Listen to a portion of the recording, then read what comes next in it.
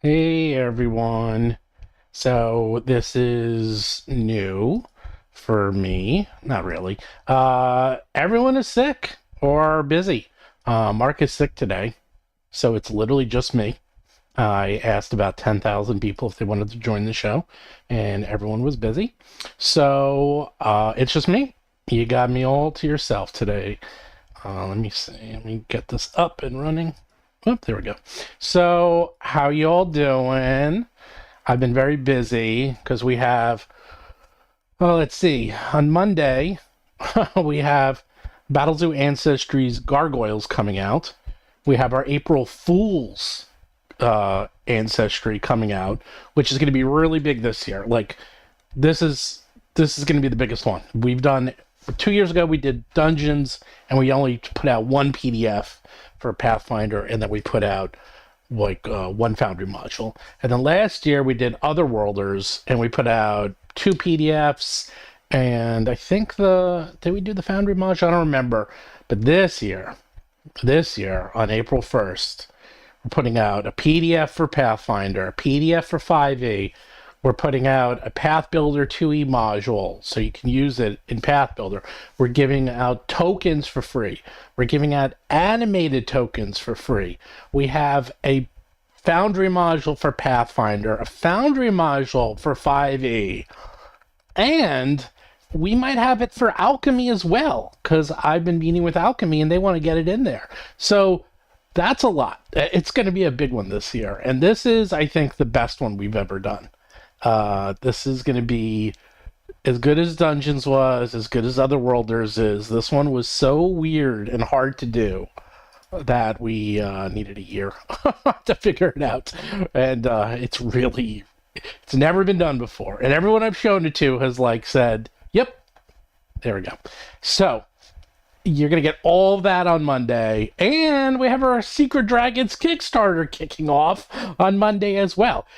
So for those of you who want to know, if you want to actually download the free April Fool's product, it will be at the Kickstarter. So just go to kickstarter.rollforcombat.com. That's where it's going to be. Don't worry, it's going to be all over the place. You're going to send out emails. We're also working with a lot of other people this April Fool's, and you'll see. This has been coordinated quite well. We've been spending months on this coordination, so I don't think anyone's going to miss it. So there we go. Oh, it's a public holiday on Monday. That's right. I forgot. It is? What is the public holiday on Monday? Is that, I don't know what it is. Well, anyhow, it's also kind of strange because I don't know if you saw, but everyone and their mother's mother. Oh, in the UK. Everyone and their mother's mother is releasing a Kickstarter on Tuesday, on April 2nd. I know why. There's a lot of reasons why they do it. There's actually, believe it or not, okay, I'm going to tell you. Yeah, Easter weekend.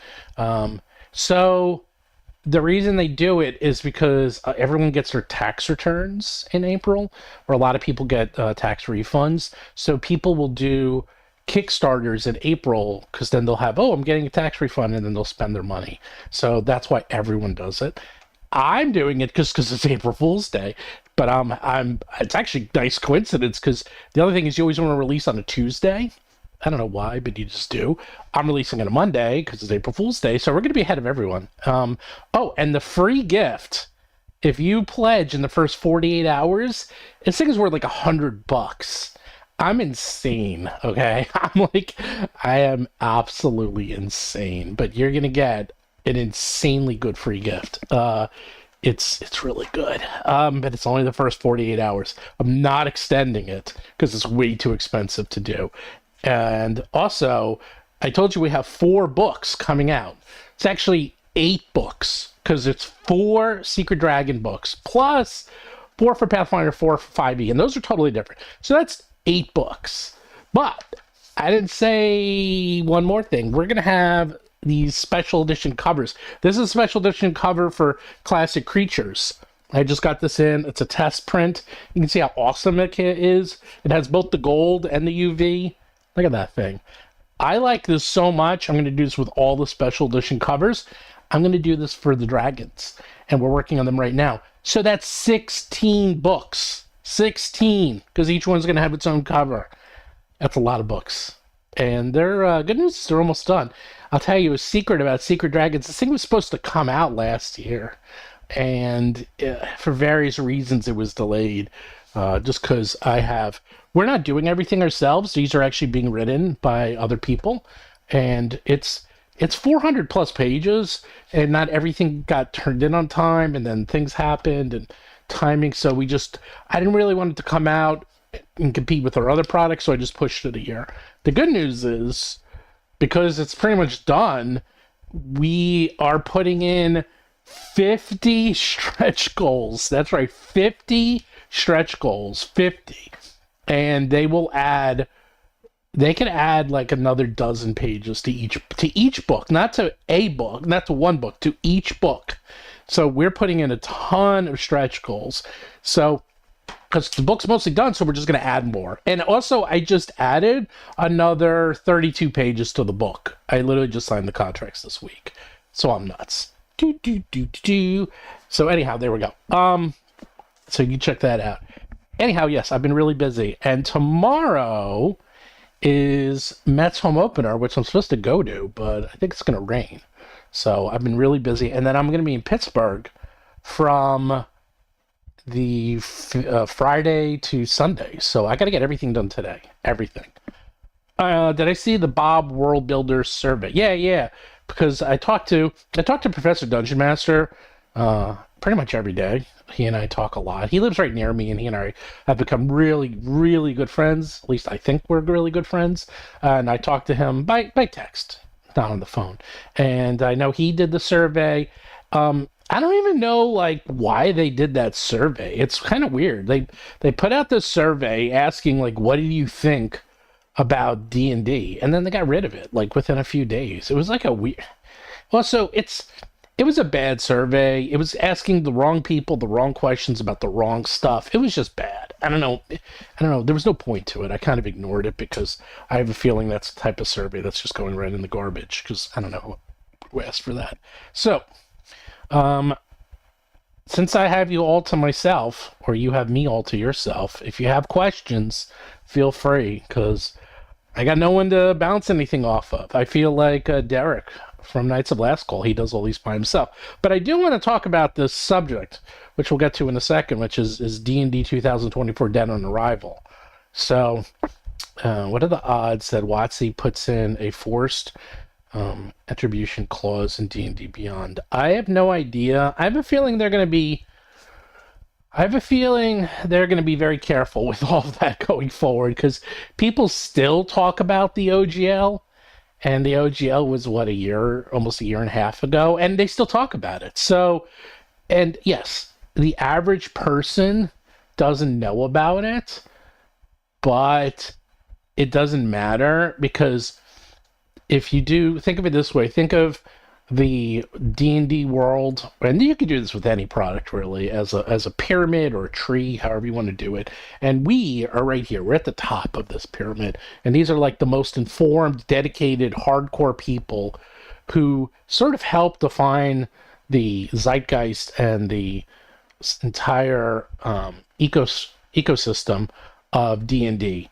Indirectly, not directly. WotC does that directly. We do it indirectly by YouTube videos and news articles and podcasts, things like that.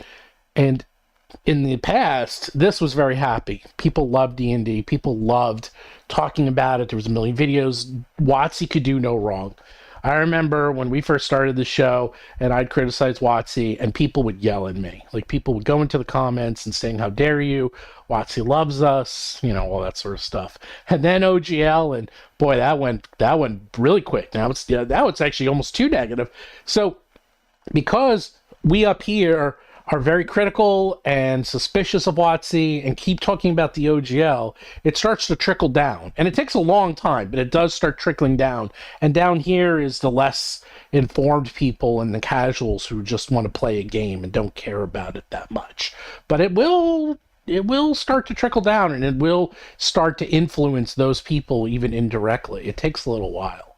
So anyhow, and there's a lot of people who are really, really still upset about WotC and the OGL. And, I think about this a lot. I'm going to give a weird example, but my father, who is obviously much older than me, and he told me that there actually was a time. I know this is crazy, but believe it or not, and I kind of believe it because I remember this a little. People used to love the government and they trusted the government. I know that sounds insane, but it's true. Like back in the 40s and the 50s, government really helped out everyone's lives. It just was after World War II, and really the government kind of saved the world. So people really had a very high opinion of government officials, and it just was considered, something people enjoyed. People were celebrities who were in the government, things like that.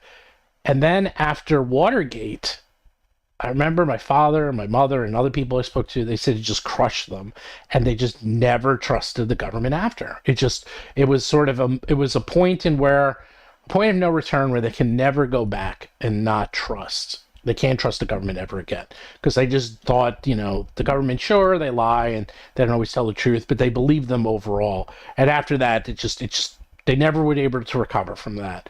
I feel like the OGL is kind of like that, is that before the OGL, people loved WotC. They thought they could do no wrong, that they were perfect, that they were fantastic. And then all of a sudden, the OGL, and then you add Pinkertons and all this stuff, and that's it. No one believes them anymore. And it's going to take, I don't think they'll ever recover, to be honest. I don't think there's anything they can really do. I think they just have to just put out good product, and that's all that's going to fix it is good product at this point. So let's see. I saw something in here. What do you know about DC-20? And are you intending to cover Alan, the Dungeon Coach? I invited the Dungeon Coach onto today's stream. How about that? I wanted him to come on, and we were going to talk about DC-20, but he didn't get back to me. So I guess he's busy. So I see similarities between Hasbro and Blizzard. So I worked with Blizzard, so I know a lot, and I mean a lot, about Blizzard, because I was hanging out with Blizzard in the 90s, and I know what happened. It's just different, okay? Blizzard started out, which actually there is a lot of similarities, because Blizzard was a very small company that eventually got really big, and then got so big that they sort of took over Activision and then got sold off. Believe it or not, you can look this up. Vivendi owned Blizzard. They bought a huge stake in Blizzard, and then Vivendi was in real trouble. And this was back in like 2002 or so, and they were trying to sell off their stake in Blizzard for a couple of $100 million, and because they were really losing money. And no one wanted to buy Blizzard. WoW was not out yet. Okay, World of Warcraft was not out. And they were trying to offload it because they were desperate for cash, and no one wanted it. And I had friends who worked at Blizzard at the time, and I mean I was working with I didn't work directly there, I worked with them. And World of Warcraft came out, and obviously they expected to maybe sell 1 million copies, and then they sold the first couple of months, I think 12 million copies. So, and then obviously it was making billions of dollars, and it was like a huge hit. Vivendi was saved. The problem is that Vivendi then used Blizzard as a cash cow. And I remember this, no one got raises after the game came out. And NCSoft was down the street, and NCSoft was coming out with a lot of MMOs. And they basically said to Blizzard, hey, we will double your salaries. Whatever you're making there, come to NCSoft. We're right down the street. You don't have to move. Nothing. Double your salary. Everyone left. I mean, everybody left, except for John Statz and me and a few of our friends and the core people. That's it. They just stayed. So eventually, that's a whole other story. I can go on about this forever. But yes, but I see something similar in the sense that WotC was the same thing, is that, they started off really small. They were doing well. And they are now in the phase of where World of Warcraft was sort of turning into this cash machine and saving Vivendi. And they were using World of Warcraft and Blizzard to pump all this money into the struggling company, and none of it was going back to the Blizzard people. Right now, I feel like not D&D, but Magic is sort of turning into that cash cow that's saving Hasbro. So there we go. So let's see. Yes, I saw the Dungeon Dudes, the first Kickstarter to offer a D&D Beyond version. Yeah, I saw that as well. I mean, look, it's a smart idea, and I'm kind of surprised it took them this long to do it. So, they have to be a lot further along for the book to do that. So one of the things is for them to do that, unless, I don't know how that works, unless they're going to come out with the PDF first and then come out with the D&D Beyond integration a couple months later, because it does take them a couple of months to do that. So we'll see. But yeah, no, it's a smart move. It's, it does bother me a little bit, and I'm not the first one to say it, is that they're so big that D&D, for better, for worse, can sort of become the gatekeeper for all these products. Because if it's on D&D Beyond, then it'll do way, way, way better. And I've already talked to a couple of people whose stuff is on D&D Beyond, and they told me that, yeah, it was. They actually showed me. I won't say who it was, but when I was at GDC, not GDC, when I was at Gamma, they brought up their Google search history, and it was like, here was before D&D Beyond, and then after, and it was like, increase it by tens of thousands of fold. I mean, it was insane, and it's been up there, it's staying up there. So, of course, it's going to be a big deal if you're on D&D Beyond. I, on the other hand, I mean, yeah, sure, I'd love to be on D&D Beyond, and, maybe eventually they'll let me on there. But I also am on everything else, or at least we're heavily on Foundry, and now we're starting to get heavily into a few other the VTTs, and we will see. Let's see. Do anything about the Blizzard Diablo TTRPG that's in development end of the year beginning? Nope, I know nothing about that. And that's part of what we're going to talk about. Oh, Mark is sick. Sorry about that. Mark is sick. Linda is sick, and then Mark caught it. And Mark has a lot to do next week, so he wanted the rest. So that's fine. So I actually have to go early today because I got a flat tire, and I got to go get the car changed. I got to get that fixed because I'm not going to be around, so I need to get that done. So, and I actually have an appointment. So I will be here at least for about an hour or so. Yeah, you see the Dungeon Dudes delaying the product release till D&D. Yeah, that's exactly. That's another issue, is that if you release the product and D&D Beyond is not ready, you might delay your product to come out, especially in hardcover and PDF form, in every form possible, until D&D Beyond is ready, and then release it simultaneously, which means, unless they're printing it now, because it can take 6 to 9 months to print something, you might not be seeing that product till 2026. So what are my favorite VTTs? So obviously Foundry is probably my favorite, definitely for back end, because it's just web pages. Believe it or not, I kind of like Roll20. I know Roll20 gets a bad rap, but I like it. I like Roll20 for what it does, and more importantly, I have like 100 scripts in Roll20, and I know how to use it really well. So right now, those are the ones that I use the most, those two. I've tried them all. I've tried every single one, and Roll20 is good because I have tons of scripts in there. It's really whatever allows me, because I'm a coder, what allows me to break it apart and rebuild it the way I want. And Foundry allows you to do that to a painful extent, to the point that it's so, you could do so much in Foundry that you could actually break it, which I've done more times than I can believe. Anyhow. Oh, did WotC burn its relationship with Larian Studios? No, not at all. I think Larian has become, first of all, they got to pay money to WotC for every copy sold, and I guarantee it's like 10% at least. And they have their entire universe. They have their Divine Divinity universe that's been around for over 20 years. They've been doing this universe. It's built. It's a very complex, well-built, well-designed, well-defined universe that they have like a dozen games out in. So now they're so popular, whatever they come out with next, Okay? They can come out with a tic-tac-toe simulator and it will sell millions of copies, all right? So why do Baldur's Gate 4 when they could just do Divine Divinity Original Sin Part 3, which I would rather play, to be honest. But I was a little surprised that they decided to cancel the DLC. That I was very stunned that they said, "Hey, we don't need the DLC." I guess that's how much money they're making that they're just throwing away money. It's like, we don't need the DLC. We don't need another couple $100 million of automatic free money for not that much work. So, all right.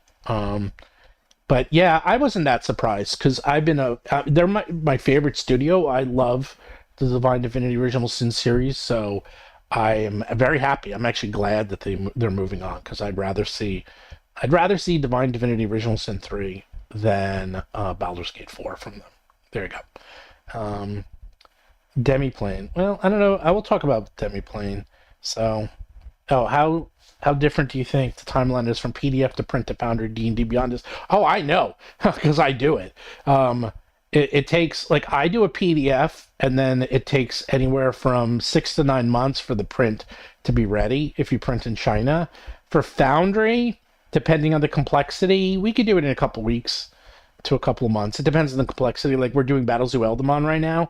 Battlezoo Eldamon is so complex and has so many new features that are just not in the game because we basically invented a whole new magic system and a pet system. So we have a new magic system, a new pet system, and a new summoning system that don't exist. So we have to figure out how to add it. It's been an issue. So that's going to take a little while. And, it doesn't take that long. D&D Beyond, from what I understand, is just a few months. They're very fast. Then they have a big company. If anything, they probably do it faster than everyone else because they got it. So, all right. So, they hinted they might not do Divinity. Yeah, I don't understand why they wouldn't do Divine Divinity, even though he said that.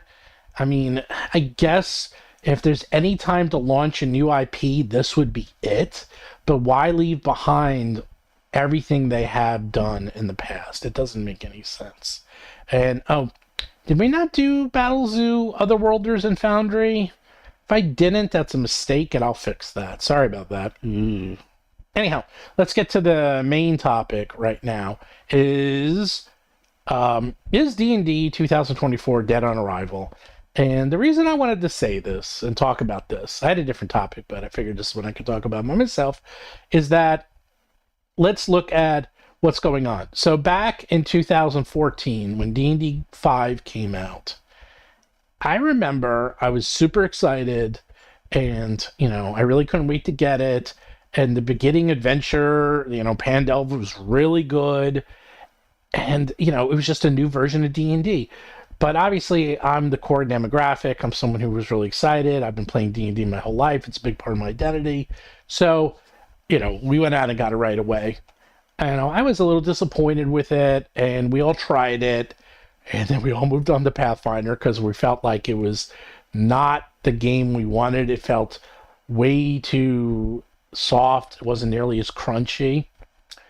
But what people don't remember about that is that there was no excitement. I mean, it came out and there was some excitement, but it's not like today. It's not like, they were coming out with a module, and I'll never forget that the first adventure, the Dragon adventure, that was written by Kobold Press.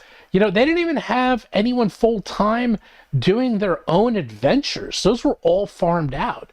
And I found out that, like the core team for D&D 5th edition was very small. It was smaller than Paizo. And they had a very small company. They had very small number of people. And they were farming out a lot of their core products because, it wasn't really just doing that well. It was not making that much money.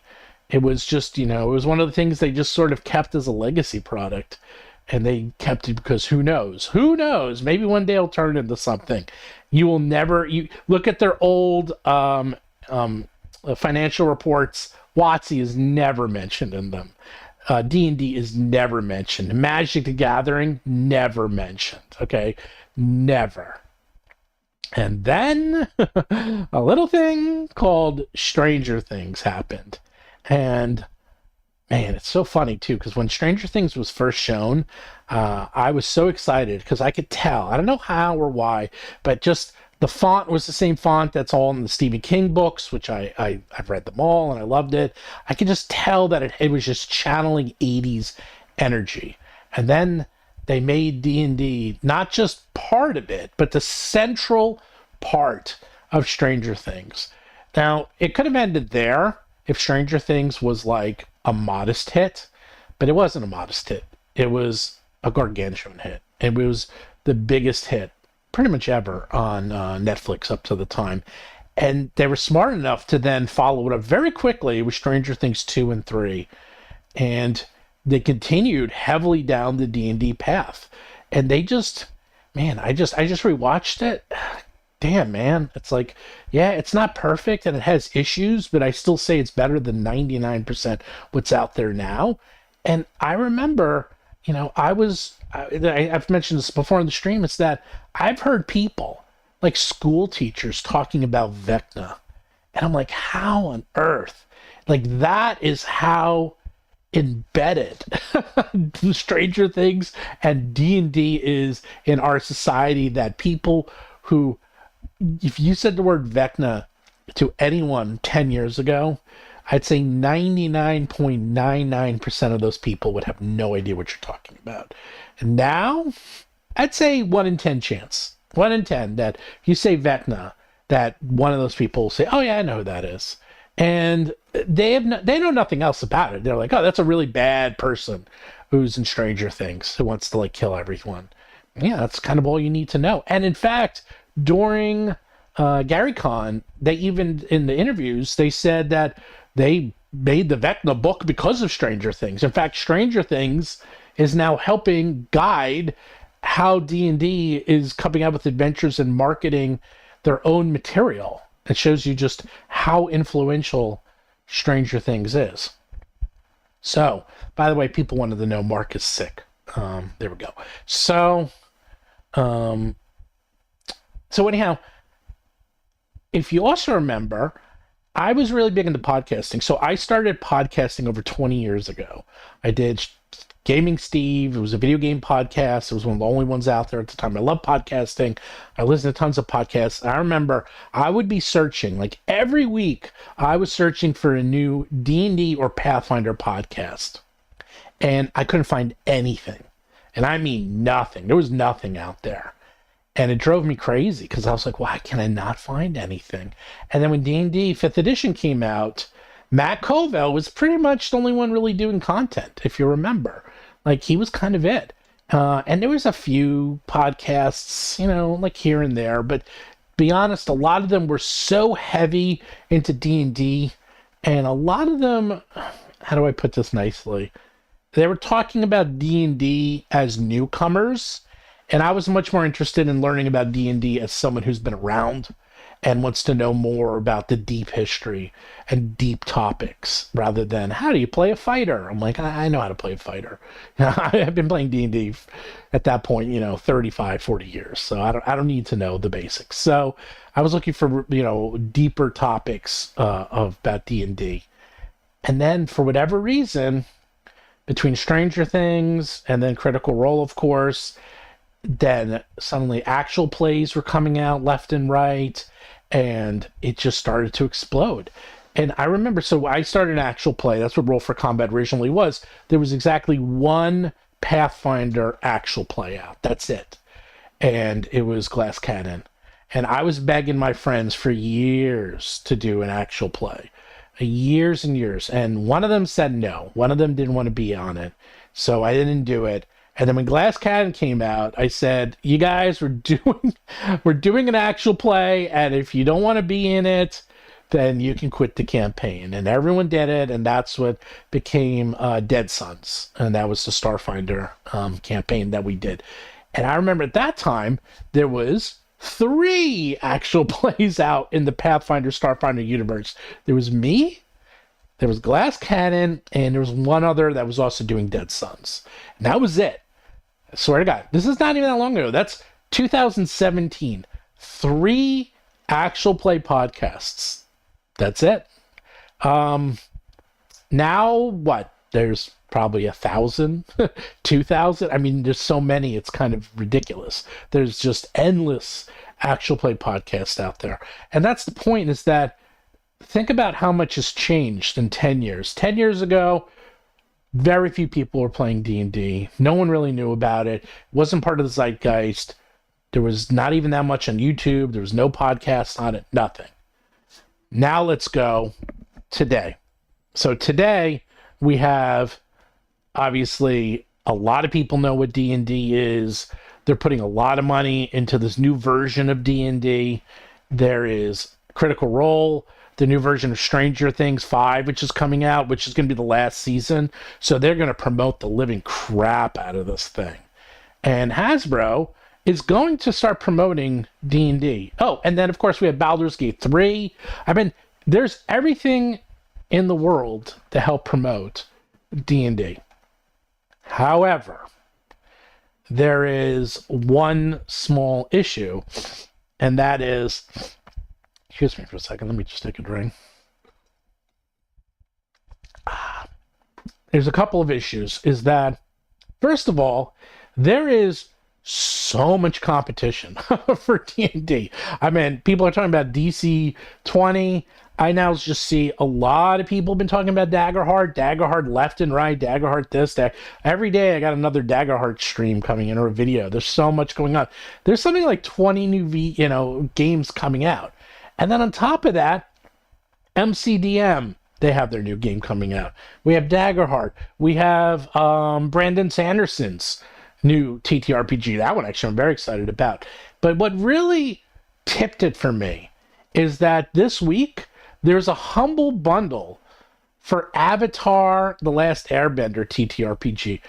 Do you remember the Avatar TTRPG? It broke all the Kickstarter records. It made like $10 million. Okay? That thing, everyone bought it. I didn't buy it, but everyone else bought the Avatar TTRPG. That was supposed to be the big thing. Okay? It's now on Humble Bundle, and I was just surprised. I'm like, wow. And I'm like, do you know anyone who plays the Avatar, TTRPG? Anyone? I don't know anyone who plays it. I don't know. I never see it. I never see it at cons. I just don't hear anyone talking about it. It's just, for something that did so insanely well, you think it would have moved the needle a little. But it kind of didn't. But there's all these people out there that have that have it. They have it on their shelf. Now, we'll all say there's others out there. There could be people who have Goodman Games DCC out there. We can have Shadow Dark. A lot of people bought Shadow Dark. So now we have D&D 2024 coming out. There's a couple things against it. First of all, WotC has not done a good job at describing why you need this version of D&D. Like, seriously, think about it. Like, why do you need it? Because they keep saying it's not a new version. How many times have you heard them say that? It's not a new version. It's an update to the rules. It's the same version of D&D. Okay, so that you're basically telling me that I don't need to buy it. That is what you're saying. You are literally saying to me, you don't need this. It's not different. We just updated the rules and made them a little easier to understand. Great. I'm on the fence, and I don't want to buy it unless I really have to, and it sounds like I don't. Therefore, I won't. Okay? So that's kind of really weird marketing right there. Okay, so like what's their position? Their position is it's a new version, but it's not a new version. It's new, but you don't need to buy it. So I'm like, okay, that's weird. All right, I guess I won't buy it. You're telling me I don't need to, so therefore I won't. So who is this for? The other thing is, so many people, there's so much competition out there. If I already have this many books and this many TTRPGs to play, why do I need to buy that one? Okay? Why do I need to actually buy a new TTRPG when I already have this many and I'm playing other things? Especially because I back so many and maybe I'm already in other games. Okay? So there's way more competition now than there ever was, like ever. Even in the 80s, when you would open up Dragon Magazine and you'd see Top Secret and Boot Hill and Bushuto and Ice and, Lord of the Rings, TTR. It was like everything. It was just every type of RPG you could imagine. Star Frontiers, like June, GURPS. There were so many. My favorite of all time is still Toon. I love Toon. So there's so many RPGs. So again, why do I need to buy this? What is making this stand out other than the name D&D? Right? Paranoia. Oh yeah, it tells me. Oh yeah, those are good ones. So my point is like, okay, so there's no real reason to buy it. Okay. Even for the hardcore people, like even if I'm hardcore and you're telling me I don't need to buy it, then why do I need to buy it? Convince me that I need to buy it.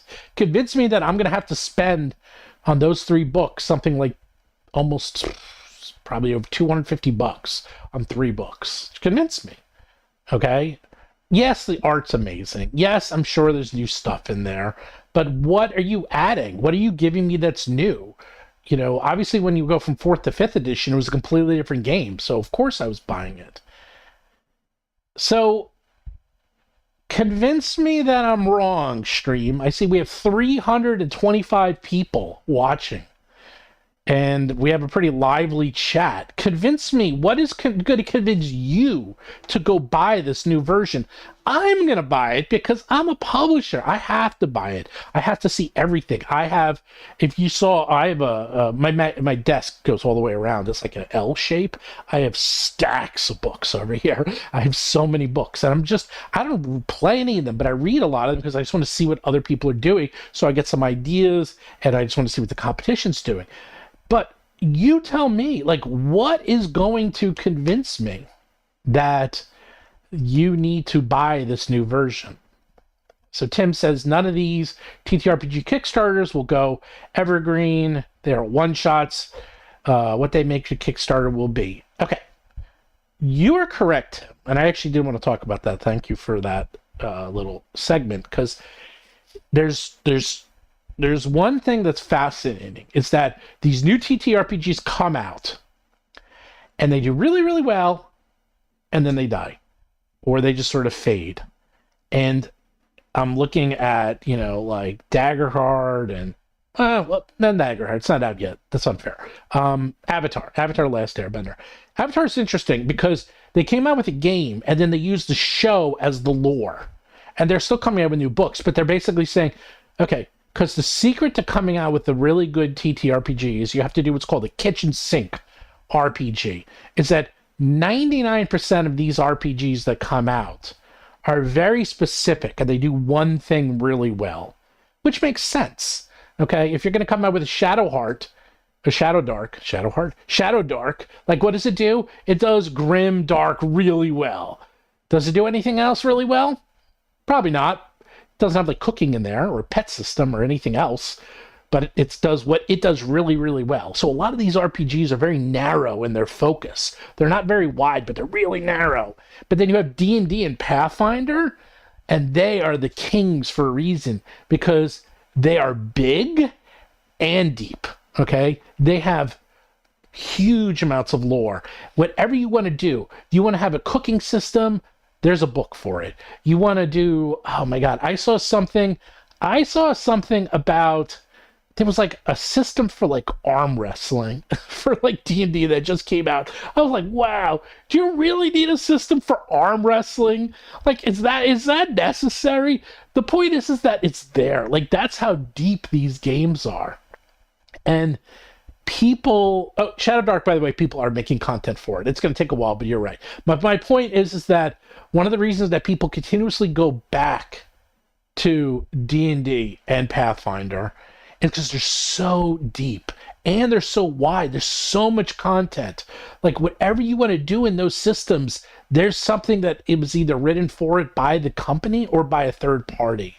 And that's the problem with some of these other TTRPGs, is that they're good for one-shots or short campaigns, and that's fine. Like, you get your money's worth. Like, I've played several TTRPGs only a couple of times, and I may never play them again, but I had fun when I played them. But am I going to buy every expansion and try out 50 versions of it? Am I going to have a bookshelf full of all their books? Probably not. So that is one of the issues with that's one of the issues with these, smaller TTRPGs. But they're like appetizers. And here's the thing, is that if there's enough of them and you have people out there, and there's a lot of people who like to try out new things, and they'll get that TTRPG that came out, they'll buy that Kickstarter, they'll play it for a couple of times, they'll get their fun, and they may never play it again, but that's okay because they got another one coming down, and another one, and another one, and another one. And just by having so many out there in the world, that they don't necessarily need to play one long adventure in D&D or Pathfinder. How many of these books did you play? The one behind me? Not that many. Actually, very few of these. I actually almost none of these now I think about it. I play Adventure Paths, and so someone like me is actually a good target for them because my guys, my team, my regular group, we like to play adventures that go level 1 to 20. In fact, we did a thing called the Black Lodge where we tried to play Pathfinder Society, and we did a podcast on this. And after a couple of sessions, we stopped because we found out as a group that we thought, oh, we'll do lots of little mini adventures. We didn't like it. None of us liked it. We wanted to have one big adventure. We wanted to see our characters go on a long, epic Lord of the Rings type journey. And that's what my group likes. That's what I like. So I like playing games like that. I like deep systems. So I like D&D and Pathfinder. I like games that you could really sink your teeth into and play for a very, very long time. I know a lot of people who hate that. And they just want to try out the newest thing on the block and play that for a couple of months, then try out something else. And they just want to go through every game possible. And that's fine. That's totally fine. That you could just go through all these games. So, I'm just reading through all these posts. So, really the things that are going to happen is that D&D 2004, okay, it can be seen as a couple of ways. It can either see as, okay, this is a new version of D&D, and okay, it's going to sell really, really well because everyone is excited. They go out, they buy it, they try it, they get all the supplements, and then they really, they really can't wait to play it. Well, that's a problem because I don't think it's going to happen because it's not a new version. Okay, so I don't think that's going to happen. Then we got the second option, which is D&D. Literally, it's just a replacement. It's like, this is D&D now, this is D&D 2024, and this dies, and it's gone forever, and now this is it. And it's literally just a straight line, okay? And that's very common in this world. Like, cars do that, car sales. Like, when cars come out with new versions of their cars, like if you look at car sales are pretty level. Okay, they go up and down a little. There's some like revolutionary new car, but people just keep buying the same car over and over again. Their lease is up, they just get a new one. So even though they're coming out with new versions, it just goes to a straight line. That's, I think, what D&D is going to do. Okay, I don't think it's quote dead on arrival. Even I think that's I don't think it's like totally dead. My point is, I think it's dead on arrival. Is that it's just going to replace what's there now, and people are like, oh yeah, that's cool. But it's not going to be like in the past. Like when a new version of D&D came out, it was a celebration. It was like, oh my God, there's a new version. I can't wait to see it. Heck, when Pathfinder Remastered came out, I mean, we did 2 weeks on this. And that was literally just a new version, an updated version of Pathfinder. People were really excited. Okay, I don't know how, actually, I do know how well. It did very well in sales. People were very excited. And the other thing is they were so smart. Pathfinder said they did the best of both worlds. So like, look, you can still use your old books, but this is a It's a remaster. It's updated rules. We've taken everything and streamlined it and made things better and looked at a whole bunch of things. And they outlined all their changes. And it was just enough that you wanted to buy the new book. And you felt like it was a new version, but it was still an old version. And they did really well. And they also called it remastered. Okay. They didn't call it 2.5 or third edition. They called it remastered. And I've talked to a lot of people who said that was genius, that was a very smart move. And if D&D did that, if D&D said, oh, it's D&D 5th edition remastered, I think this would have done really well. I don't think it would have been the straight line. I think it would have been like a big, exciting, update. People would have been talking about it, and it would have been this event that they wanted to turn it into. So, I'll get to your super chat in a second, Mark. They got so much flack from the OGL. They got so much flack, and the reason they didn't call it a new version, very simple. You don't call it a new version because whenever you say, oh, new version D&D is coming out, well, then your old sales tank. It happens every time. That's actually why Starfinder came out for Pathfinder, because they knew when Pathfinder 2nd edition was announced, their sales for Pathfinder was going to totally tank. And they were a very small company, and they needed something to hold them over for 2 years. 2 years, because that's how long it was going to take. And they came out with Starfinder. And it worked. Starfinder was a huge hit. In fact, it was bigger than they expected, like way bigger. So it totally worked. And then Starfinder, so it's like the Pathfinder sales tanked. Starfinder took over. And then Pathfinder came back. So if they say, oh, we're coming out with a new version of D&D, the 5th edition sales tanked. And then they're like, okay, wait. It's not a new version. It's an updated version. But they didn't call it remaster. And in fact, they fumbled and handled this so poorly, I don't even know what to say about it. And by the way, the sales still tanked. I hate to break it to you. Like they still have gone down because people are now hesitant to buy 5th edition content. By the way, so Mark, by the way, said as a super chat, third-party support is key, like app stores on the phone. Yes, you're 100% right. Is that third-party support is what makes a product live and breathe. And one of the genius things D&D ever did, which, I gotta give them props, is doing not D&D Beyond, but the D&D store. I'm blanking on the name. You guys know what I'm talking about. The D&D third-party store where anyone could sell anything and then use official D&D content. Of course, you only get 50% of the sales, and you sign over all your rights to D&D Guild. Sorry, I'm so stupid. DM's Guild. DM's Guild, it's like you sign over all your rights to WotC, so you don't own it anymore. And then they get 50% of your sales. So, yeah. No, thank you. I'm not going to do that. But it works for most people. For most people, it does really, really well. And it helps support the marketplace. And then you have people like me. Like, look, I come out with WotC products all the time. D&D 5th edition products. I come out with Paizo products. That's what I do for a living. I literally come out with products for these two games. I would probably like to come out with things for Shadow Dark or, other systems. I'm still looking into it, but right now, these two games are the biggest ones on the block, and it sort of becomes a catch-22. It's like I can come out with something, like a lot of people still ask me to come out with things for first edition Pathfinder.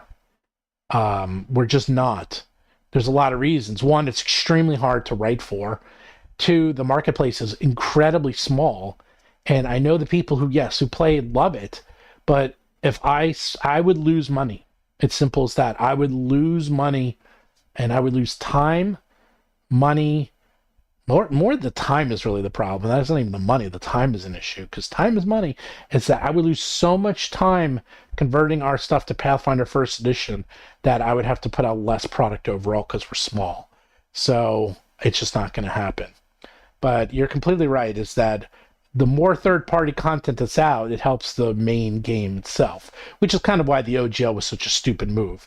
And this has been done before. I've given this example many times. Marvel did this when they bought out the comic book distributors because they decided they can do it themselves, and then they went bankrupt because they put out by buying the comic book distributor and then messing up the rules, they literally put all the comic book stores out of business, which means no Marvel comics were being sold, and then they went bankrupt. There you go. And I was watching. That could have happened. If they're like, oh, the OGL is no more, well, goodbye, D&D. No one's buying it, and goes out of business. Here we go. Nope. Here we go. Zen had a super chat. No amount of repackaging D&D 2024 can undo the damage that WotC has done to its own brand. When they dropped half elves and half orcs, I was done. Yeah, look, things... All right. I'm going to go there. I was watching last night. I turned on the TV. It was late at night. And I saw, what was it? Hold on. Give me a second. Sin City. Okay. Frank Miller's Sin City. Okay. That movie, I'm sure most of you have seen it. I haven't seen it in a while. I haven't seen it in about 10 years. I was watching this movie. It is so violent, gory, misogynistic. It's just so over the top. And I was like, this movie would never be made today. Like, and this movie is not that old. The movie came out, I think, in 2007. It's like they could never get a movie like this greenlit today, ever. It is so over the top, and it is so brutal to everyone, men, women, animals. Like, it is, that movie is like too much. And I was thinking about it. And sometimes when I read some of these original D&D books, I'm thinking, man, this stuff is just not coming out today. It's just, they would never come out with this stuff today. But at the same time, it's also because they're so popular. And when you're that popular, you got to sort of bend to the common denominator. And, getting rid of half orcs and half elves, there's a way to do it, and there's a way WotC did it, and there's a way that can be done. The way I think Paizo did it was way smarter. It's that you can just, they have heritages, and you can just combine anything. Like, we have a dragon heritage in our dragon book, and you could be half dragon, half anything. Doesn't matter. You could be half dragon, half mimic. You could be half dragon, half slime. It doesn't matter. We have rules for it, and then you just do it yourself. That's the way, Pathfinder is a modular system. It's actually done like a programming language, if you think about it. And they just have it, okay, everything is a module, everything is a component, and you can just mix and match components however you want, and then just build whatever you want from those components. And that's the correct way to do it. And, for better, for worse, when 5th edition, which I think is good, but it's not as good as it could have been because it was made at a time when no one was watching them, no one cared. D&D simply wasn't that popular, and I have a feeling that I kind of wish that they came out with the 6th edition of D&D and they just started all over. I'm happy they didn't, because it probably would have killed WotC. Sorry, WotC. Probably would have killed Paizo, because if they really put their mind to it, they probably could come up with a really good version. But now I feel like they're kind of stuck with 5th edition forever, warts and all, and it's really hard. Some of the systems in there, like the economy, it just doesn't work. The economy is completely broken in D&D. Magic items completely broken. Making there's so many things that are broken in D&D, and I don't think they really designed it to be a system that could be a robust system that you could play from level 1 to 20 and put in all this, kitchen sink systems. And they just sort of hand waved, like, how does the economy work? Don't worry about it. Here's your money, and it's exponential. Really? So at level 1, I have 1,000 gold, and at level 17, I have 3 million gold. I'm like, does that really work that way? I'm like, yeah, sure, that's the way. No, don't do it that way. World of Warcraft did that, by the way. It totally broke. And if those of you are really old World of Warcraft players, you remember they had the big reset because they went up like this, logarithmic, and the numbers were getting so big, they were going into like the billions and the trillions, that they had the big reset where they basically just took all the numbers and like divided it by like 200 because they're like, okay, the numbers are getting out of hand. We got to rescale everything down. And then they brought it all the way down. Oh, my camera messed up. I told you, I got to turn that off. I had this thing where my camera moves based on my hand gestures. Hold on, let me fix that. Because now my camera is like, it's moving all over the place. Camera, stop moving. Hold on, come on, camera. So yeah, they grew too big. They don't want to risk it anymore. There we go, camera reset. And you know, they're trying to patch it. But my point is that is D&D dead on arrival? Yes and no. You see, the reason I say it's dead on arrival is that WotC needs D&D to become $1 billion brand. Okay, that's what they've said. They've said it publicly. WotC maybe makes maybe 100 million a year, and I don't even think they make that much. I think we'll say 100 million. Okay, between costs and blah blah and everything, we'll say 100 million. So maybe 100 million on D&D, and that's it. Okay, that's all they make. Now they're making a lot more because they bought D&D Beyond, and they're really, that's helping a lot. They're making several millions, tens of millions from D&D Beyond. But for them to become a $1 billion brand, they need D&D to explode out of the gate. They need D&D to not just do this and just take over what it's doing now.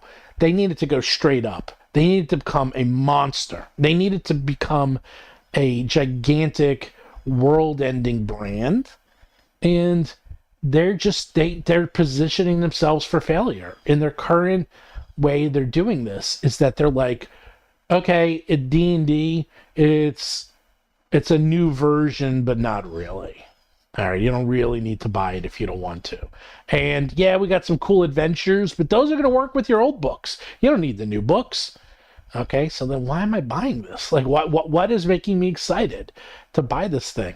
And so what they're going to probably do is what will happen. Okay, so Zach said, what will happen if it doesn't happen? Oh, by the way. So I'll get to that. That's a very good super chat, Toxic Crumble. I'll get to that in a second. But let me finish. What I'm saying is that they're counting on all their money being made on D&D Beyond. And they're counting that they are probably saying, look, we just need people to get into the ecosystem, and then we're going to move everything to D&D Beyond, and then make it that it's an indispensable tool that you have to use when you play D&D. And we're going to put all our adventures on there. And they're smart. I mean, I give them credit, by putting Ghostfire and Hit Point Press and all these other people, like, that is going to help because now there's more content. Okay, it's not, it's like, why not beat them, join them? And I'm kind of surprised it took them this long to do it. So they're like, okay, let's just put everything on there. Might as well, because then people are going to go on there. They're going to, there's going to be more in D&D Beyond. It's going to be a better experience for people. There's only more competition. There's more VTTs coming out every single day. Okay, like there's, every day there seems to be another VTT that comes out. And with today's technology, these VTTs are incredible. I mean, they're just absolutely fantastic. So that is how they're making their $1 billion, is that they just want to come out with a version of D&D that I wouldn't be surprised, and I haven't seen it enough, is that a lot of the rules that they're doing in 2024 is designed to be more easily implemented within the VTT. And that way that the two are more seamlessly integrated with one another. So, by the way, do like and subscribe, all that YouTube jazz. And do check out our upcoming Kickstarter, April 1st. Those of you who are here, if you don't know this, every year we come out with an April Fool's thing. And this year we're coming out with the best April Fool's thing we've ever done. On April 1st, you get to download for free PDF for Pathfinder, PDF for 5e, Path Builder module, so you can use this, free tokens, animated tokens, free animated tokens. No one else does animated tokens. I'm giving you free animated tokens, free Foundry module for Pathfinder, free Foundry module for 5e, and I believe they're going to get it done in time is, what's the other one? The Alchemy VTT is also going to do it as well. So check it out here. Oh, and by the way, you can also get dragon books of brand new dragons that we invented. And Val, remember Val, who's been on our stream? She's writing one. Remember Hannah, who's been on the stream? She's writing one. Jason Keeley, he wrote some. Jess, who's been on the stream, she's writing some. We got really good people. Okay, we actually have amazing authors. So I have a question here. Toxic Crumble said for 5 Canadian. So for someone who is wanting to get into content creation like you, would you recommend avoiding using 5e as a starting point for new creators? Yes and no. Okay, so here's the thing. 5e is very easy to create for because, how do I say this nicely? 5e is very loose with the rules, okay? The game balance in 5e is very, very wide. As we like to say, the math is loose. So it's very easy to make 5e content. And 5e content, is it balanced? No, there's no such thing as balance in 5e. I mean, you could try. We try very hard. I think our stuff is very well balanced, but we also go out of our way and have, experts working on it. We also do something else that I'll talk about in a second. So 5e is very easy if you're brand new, but it's also very crowded. But it's also the biggest one. So if you're going to try to sell to someone, you sell the 5e. So, well, then there's Pathfinder. Okay, well, I want to start out with Pathfinder. Well, Pathfinder is very good. The community is very strong. There's not a lot of third-party developers out there, so if you come out with a good product, it should sell very well. However, Pathfinder has something called the math is tight. And what does that mean? Pathfinder is extremely well balanced. So much so that if you come out with a product in Pathfinder that isn't perfect, and I mean really well balanced and just right, in that very, very little narrow sweet spot, you'll probably get ripped apart by the Reddits and the YouTubers and the Discord people, because Pathfinder people, because the game is so well balanced, it can be broken if you don't do things just right. Now, the good news is it's not that hard to do things just right. And what do I mean by that? All the rules for creating Pathfinder content is in the rule books, okay? So just follow the rule books and don't try your own stuff, and don't try to make a class. That's the hardest thing there is in the game. Start off easy, okay? Start off on the low end. And the other thing is whatever you know best. If you know 5e really, really well, then do 5e. If you know Pathfinder really, really well, then do Pathfinder.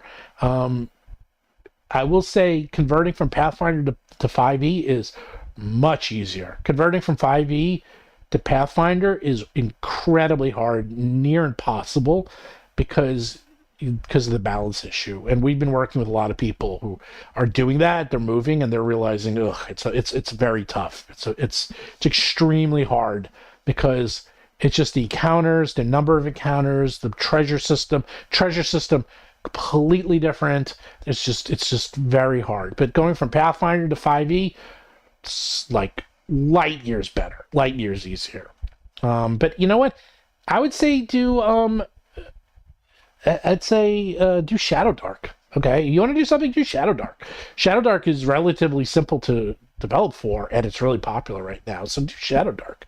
Do whatever you're comfortable with, but I will say, just be very aware of the zeitgeist and the audience. So, and we had another one, which is, will the 2024 Monster Manual, which is needed to play, release too late to compete against the MCDM, DC20, Vagabond, Diablo, TT? No, it won't. I'll tell you why. Monster Manuals sell really well because people like to buy them and just look at them. However, I know they're like, oh, we always planned on having the Monster Manual come out late. No, you didn't. I hate when they say crap like that. They're staggering it. It's because these are going to be their 3 biggest books of the year, and the Monster Manual does really, really well. Their number 1 book is, of course, the Player's Handbook. That sells the best. I believe Monster Manual is second, and then Dungeon Master's Guide. they staggered it over multiple quarters. Okay, that's why they're just staggering the release so that they can have a big book come out once per quarter, and then they can make money. You know, why put all of your books like, okay, we're gonna have 3 big releases. Okay, let's put out all 3 books in the same quarter. That's what they would have done 10 years ago because no one cared. But now they needed to actually generate cash for them. So they're like, oh, okay, we're going to put out 1 book per quarter. So we have a big bump in sales 3 quarters in a row. And it also reinvigorates past sales because it's like, okay, we come out with the player's handbook. That does really well. We come out with the Dungeon Master guides, which will reinvigorate players' guide sales. Then we come out with the, Monster Manual, which will help out the sales for other past books. It allows them to basically take 3 bites at the apple. So that's why they're doing it. And are they going to hurt? No, it's not going to be too late to compete. Because don't forget, the 2024 Monster Manual, it's backwards compatible. You don't need the 2024 Monster Manual. Okay? You literally don't. According to their own rules, according to everything they're saying, is that you don't even need to buy the book. And if you buy the book, you buy the 2024 Player's Guide, fine. Just use the old adventures, use the old books, you're fine. Because it's not a new version, so don't need to. If we get 50 likes, Steven will fight God. We have 108 likes, so which God? Yes, which God will I fight? So let's see. Steven, a handicap, keep it 50 fit. Oof, God. Yeah, that's a bad god to fight. I don't even know. I know which one. That's the Ankh-Chiank. Isn't that the assassin god? Isn't it the god of assassins? Like the big bug god? So yeah, monsters. So by the way, if you want to get into, this is a side tangent, but if you want to get into game development, the order of complexity is lore is the easiest by far, because it's just lore. The next one is monsters, and monsters is where most people start. Like when I was first hired as a freelancer by Paizo, they gave me monsters, and for better or for worse, I was really good at them. So they kept giving me monsters, and I did a lot of monsters for them, to the point that I was kind of pigeonholed into them because I wanted to do other things. I was like, can I try like items or this and that? They're like, no, we'll just give you more monsters. I was like, oh man.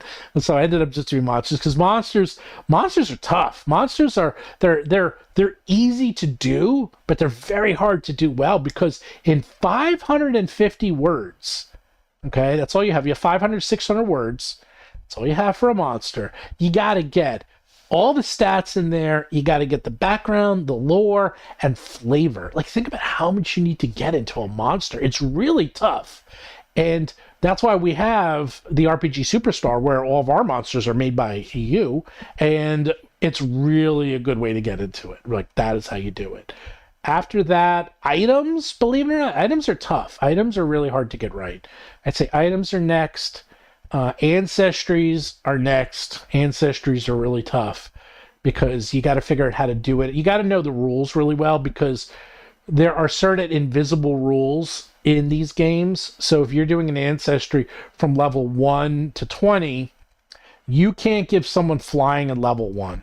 Like in Pathfinder, there's an unwritten rule that you can't be flying until I believe it's like level 7 or 9, where you actually can get full on flying. You can get hover, but there's all these like unwritten rules, like when flying kicks in, when damage reduction kicks in, resistances really call them damage reduction. Like there's like dark vision, all these things. Like there are rules when they officially kick in. So you can't give someone flying a level 1 because then you break the game. And that's what I'm saying is that you really have to know Pathfinder and know these rules. And no one's ever written them down, but you play enough Pathfinder, you end up knowing what these rules are. Obviously, Mark knows them because he literally wrote the game, but that's the thing. Then you have D&D where, at level 1, sure, here's an ancestry that gives you dark vision and flying and damage reduction of 20 against all weapons except for mithril.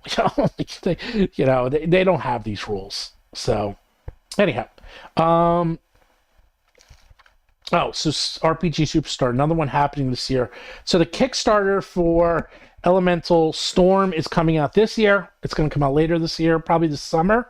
I do it every other year because it takes us 1 year to vote and then 1 year to develop the monsters and come out with the book. So the next one will be next year. And we might be doing that with someone. So there you go.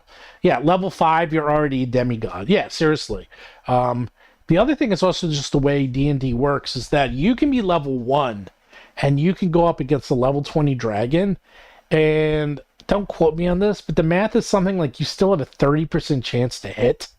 Like literally you're level 1 and you're going up against a level 20 dragon. You still have like 30% chance to hit. Okay? Why?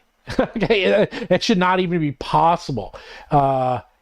If you look at Pathfinder, you have a 0% chance. Like even if you roll a 20, you just fail instead of critically fail. Like that's literally all that happens. It's like I'm level 1, I'm going up against a level 20 dragon.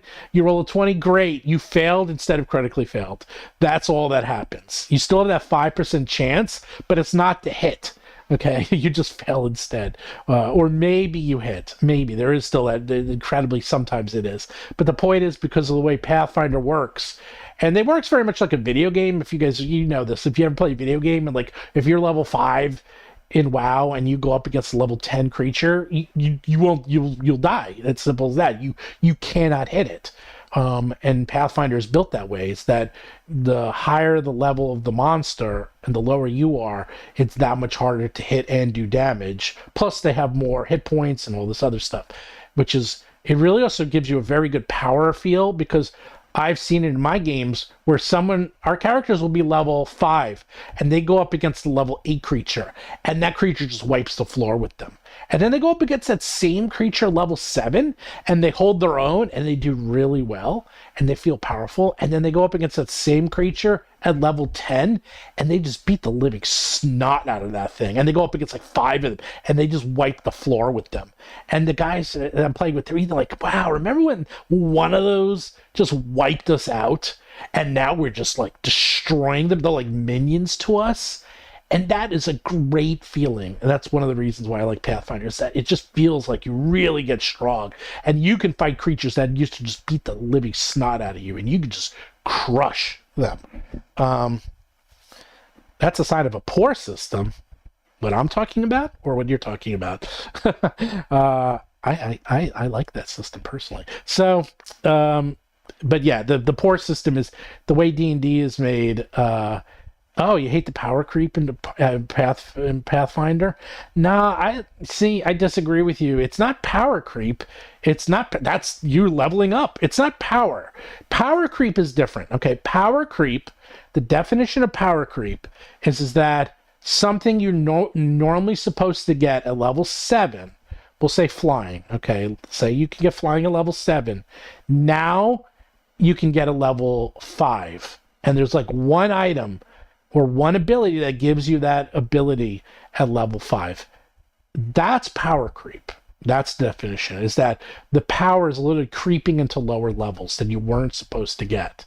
Now, because these rules are unwritten, people might not know that you're not supposed to get certain abilities at certain levels. And that happens a lot in a lot of these systems. What I'm talking about is just leveling up. Like, you get stronger and you can beat up, characters because you're stronger now. So of course if you're going up against the same creatures that you went up, if you go up against a level 8 monster, you're level 5, it should wipe the floor with you. You're level 8, you should have, pretty good time at beating it. If you're level, 14, you should destroy them without even thinking about it. And in fact, in our latest game, you want to talk about power creep? It's not power creep. Seth has Scared to Death. That is he's level 16 thief, rogue, and he has an intimidation where he can literally do an intimidation on someone. And if they fail it and they critically fail, they die. And they found an NPC in a dungeon that they were supposed to talk to. And Seth walks in, and just when the guy's saying, hey, how you doing? I'm going to tell you everything you need to know to get through this dungeon. Seth says, Scared to Death. I'm like, okay, let's roll it up. He's dead. And he's dead forever. Good job. And he loved it. He felt so powerful. He's like, oh, of course he was level 1. He was a level 16. He was literally level 16, and he scared to death a minion who was level 1. And Seth loved it. I mean, he still talks about it. He's like, man, I literally killed someone just by looking at him. He's like, that is awesome, man. That is like, but you try scared to death against some of the same levels, it doesn't work. Of course it doesn't. It does not work at all. Yes. But anyhow, so we're like all over on the tangents. Was there another super chat? Did I miss one? I think I might have missed one. 50 likes, DCC, yes. So anyhow, back to what I was saying is that I just think it's going to come out D&D 2024. I think it's going to do fine. I think it's not going to be like this massive mega sailor. I think it's going to do okay, but I don't see any excitement for it. Do you? And more importantly, there's so many things going on this year. There's just so much going on in the world of geekdom. Like when D&D came out, it was like, okay, there was D&D and there was Pathfinder. It's like Star Wars, magic, it was a couple things. That was about it. Wasn't a lot going on right then. Now it's like, oh, we got 20,000 TTRPGs. Take a look and see how many kickstarters are coming out on April 2nd in the TTRPG world. There's a lot. Actually, let me rephrase that. There's a shit ton coming out on April 2nd. I'm just coming out because April 1st is when we come out with our April Fool's content. So we come out with something in April 1st every year. To me, if it came out on a Sunday, it would have come out on a Sunday. It doesn't matter. It's the date. I just happen to also be doing a Kickstarter the same day because why not? Hey, Dungeon Craft. Hey, Professor Dungeon Master, $20. Now I'm going to owe you a meal when we go to Gen Con. Just got home. I agree about Shadow Dark. Huge demand. Also, Sin City is great. Sin City is so good, which is so upsetting because the sequel sucked. Oh my God. The sequel was unwatchable. I was so excited. The sequel was unwatchable. Terrible.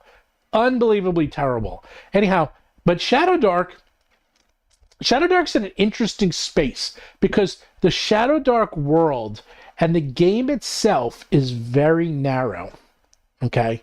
In the sense that what Shadow Dark does, it does very well, but it's a very small game, which is exactly where D&D started out. Shadow Dark could be the next D&D because Shadow Dark has such a huge following and there's so much content coming out that it's starting to become more, it's becoming wider. My camera's going to move. It's becoming wider and wider. The world is becoming bigger, and it's not bigger because of Kelsey. It's bigger because of the community. So more and more people are adding to it. More people are adding classes. More people are adding magic and abilities and items and lore, and it's just becoming a bigger world. So Shadow Dark has, I think, of all these games, of all of them that have come out, I don't think it's Staggerheart. I don't think it's going to be MCDM. I think there's only a few true competitors. I will tell you who they are. All right? We have competitor number 1, which really doesn't need an introduction because this is up to its 10th printing, is Dungeon Crawl Classics. Okay? There's a lot of people that come out with Dungeon Crawl Classics. Goodman Games has a very good track record. They come out with a lot of games.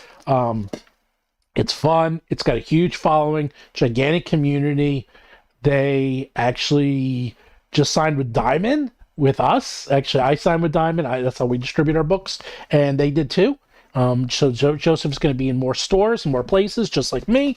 So I'll put that back later because it's too big. So that is going to be, I think, that's a big one. The other big one is Shadow Dark, because Shadow Dark is being played. At GaryCon, there was like 80 tables or something of Shadow Dark. I went to a really small convention with Professor Dungeon Master. I went to a really tiny convention, and they had D&D. They had a lot of D&D, and they had Shadow Dark. And that was it. They didn't have... Oh, let me set my camera. It seemed to move over. There we go. Whoop. They have, that's a good way to tell, by the way, of how healthy a game is see how many people are playing games, not at Gen Con, at the medium to small size con. And you go to GaryCon, which is a medium sized con, you see all those Shadow Dark games. they're doing really well. You know the other games that are doing really well, and I'm going to lump them all together because I think they're just all one game in a weird way, is the Free League games. Free League is weird because people play Free League games and they just like to play all their games. And I was at Gamma and we just played like every Free League game. We played like 4 in 2 days. It's not like we played, let's play 4 games of Alien. It's like, no, let's play, we played Alien, and then we're going to play, what was it? Living Dead. We tried that, not Living Dead. You know what I'm talking about. We tried that one, and it was all right. And we just tried each game, and because they all use the same system. I am not a fan of the roll under system, by the way. That's the first time I ever played it. I love their books. I love their content. I hate rolling under. That is an American thing, by the way. I can get into that, but this whole thing about like lower numbers versus higher numbers, I do not like that. I want to roll high. I always want to roll high. I want 20 to be good. I was like, I rolled a 1. Yay! I'm like, no. I rolled a 2. You hit. I'm like, no. I don't want to roll a 2 and hit. I want to roll a 20 and hit. Anyhow, that's it. Diamond is the worst distributor. Diamond, yes and no. I don't know if they're the worst, but they're big, and the issue is that there's a lot of very tiny ones, and for someone like me who's not gigantic, is that if you have 5 tiny distributors, you might have to send 100 books to 5 distributors and keep track of inventory, and it's a very complex system. I can send all my books to Diamond and they'd take care of most of it. And there's a lot to be said because just sending your books from your warehouse to all these distributors costs a lot of money. So trying to manage 5 or 6 or 7 distributors of lots of little amounts versus one distributor with tons of amount, it's a lot easier. I'm going to tell you that. And Diamond's also in the big box stores. They're in like the Barnes and Nobles, and the other ones just aren't. So simple as that. Anyhow, yeah, the roll under system, the cognitive dissonance is terrible. I completely agree. I hated it. On top of that, I roll high all the time. I know people don't believe me. Everyone who plays with me sees it. So when I played my first game, I rolled a 17, and then I rolled a 17. I was playing the fighter, the duck fighter. It was a Dragonbane or Dragonborn, whatever it's called. And then I rolled another 17, and then I rolled a 20. So I was like, I think I hit once. I rolled a 6, and then I hit. That was it. It was like a combat. I hit once that whole combat because I just kept rolling like insanely high numbers, and it was really annoying. So anyhow, let's see. I'm like looking at all the chats. Savage Worlds. Oh yeah, Savage World. There was a sequel. Yeah, there was a sequel to Sin City. It came and went. It's unwatchable. You can watch it. It has some of the same characters, but it's just it's terrible. It's so bad. It's interesting when you see that. You can see just how much the director and just how hard it is, and the small difference between a movie becoming a huge hit and becoming a total flop. Like a good example is, I'm sure a lot of people have seen it, is it feels awful clickbaity. Not really. I explained it. I went over for an hour why D&D 2024 is dead on arrival. I went through explain.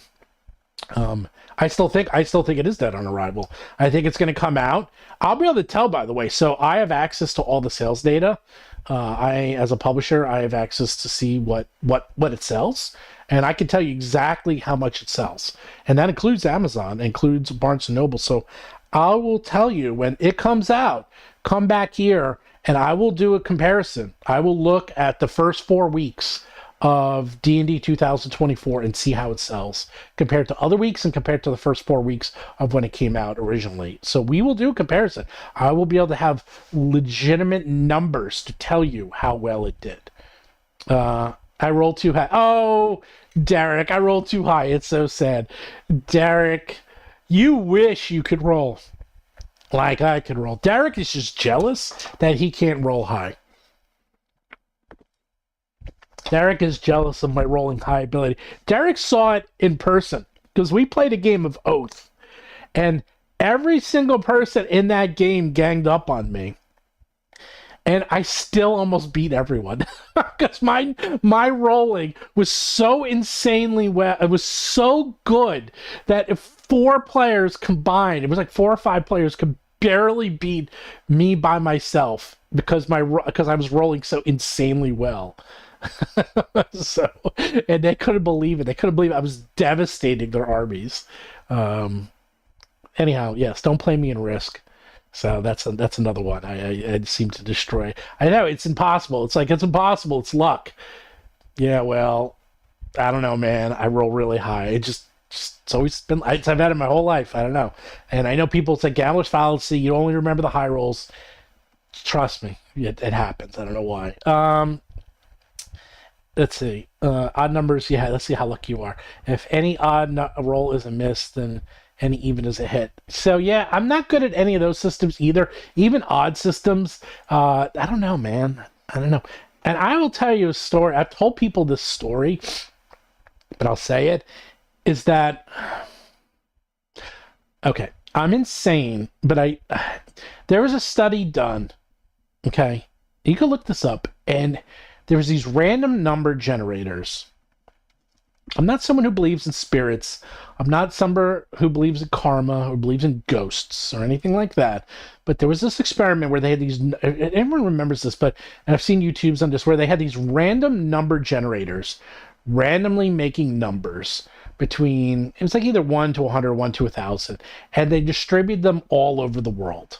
And so because it was random, they were looking at the random, it's like mode or mean of the numbers, and it was always like this. It was always within the level, like the same level. But every so often, the numbers would start to, sometimes they would peak and they would go like really high, where the numbers were just starting to get really high or really low. Like the average numbers were starting. And at times, suddenly the numbers would peak like significantly. It was basically an experiment if there's a thing called like human consciousness or world consciousness. Okay, and the numbers would peak and go down like to huge amounts, and then they would come back. And sure enough, when it happened, they looked at it, and it was like when major events happened, like when Princess Di died, 9/11, like all these major events. Now I know people are gonna call bullshit on this, but I don't know, man. I was in a D&D game. This was our 4th edition game. I've told stories about this game, and it was our last game. And I mean, this was our last game ever. We all knew it too. And we were fighting a dragon on a volcano, and all of us knew. All of us said, this is it. The game is ending tonight. I have never, and it wasn't just me. I was there. Chris Beamer was there, Seth's wife, Sharon was there, and I think Bob was there. And we were all rolling like 20s, like left and right. Like, I mean, it was mind-boggling. Everyone was rolling 20s. Like 20, 20, 20, 20. It was ridiculous. And I've told the story before, is that Chris Beamer, he jumped on the dragon, sacrificed himself, fell into the lava, fell into a volcano. Seth says, up, you're dead. And Chris goes, I'm not dead. I could have grabbed onto I could have grabbed onto the side. There's a million things I could have done. I'm level 20. I'm not dead. And Seth goes, fine. Roll a 1d100. If you get 100, you live. He rolled 100. I still remember to this day. We couldn't believe it. 100% true. He rolled 100. We were stunned. And there was actually like weird energy at that game. Every dice roll, I mean, every dice roll was incredible. And it wasn't just me, it was the whole night. I've never seen anything like that. He rolls 100, every roll, every single roll. It's like, okay, roll a d20. And if you get 3 20s in a row, this happened. 20, 20, 20. I was like, are you kidding me? Like, I don't know how that... Anyhow, my point being is that I've been playing games long enough, and I've seen enough weird stuff happen that who knows? Who knows? So I'm going to say it at that. Um, yeah, just because something is unlikely doesn't mean it's impossible. That's complete. I adopt your yes, yes. I know. I know. I know. It's like anecdotal evidence. I would. Oh yeah, you look up the British TV experiment. It's pretty eerie and supports what you said. Yeah, I'm not making this crap up. It was like right. It was they're looking up for look up for these experiments on world consciousness, where they're trying to find out if there's such a thing. I'll tell you another thing. So I was whitewater rafting for my friend's bachelor party, and we're in the middle of nowhere, and I don't have a cell phone, and suddenly out of nowhere I get this incredible like sense of something really bad just happened, and I wasn't the only one. Like everyone had this weird sense. So there's like 40 guys whitewater rafting in California in the middle of nowhere, no one has a cell phone, and we're all like, I'm like, man, I have this like sense of dread, like something happened, and we're all like, yeah, what is going on? We all get back, we turn on the TV, Princess Diana died. That was the day she died. And we're all like, okay, that was weird. I had the same thing happen when the space shuttle exploded. I know we're going in a weird direction, but I've had this stuff happen to me. I was a kid, I was in high school when the space shuttle exploded. I remember waking up and things were like, something is or something. I was actually off school that day. And I remember like something is off. Like there was something weird. I turned on the TV, boom, space shuttle exploded. I'm just saying, man. I don't want to tell you my 9/11 stories.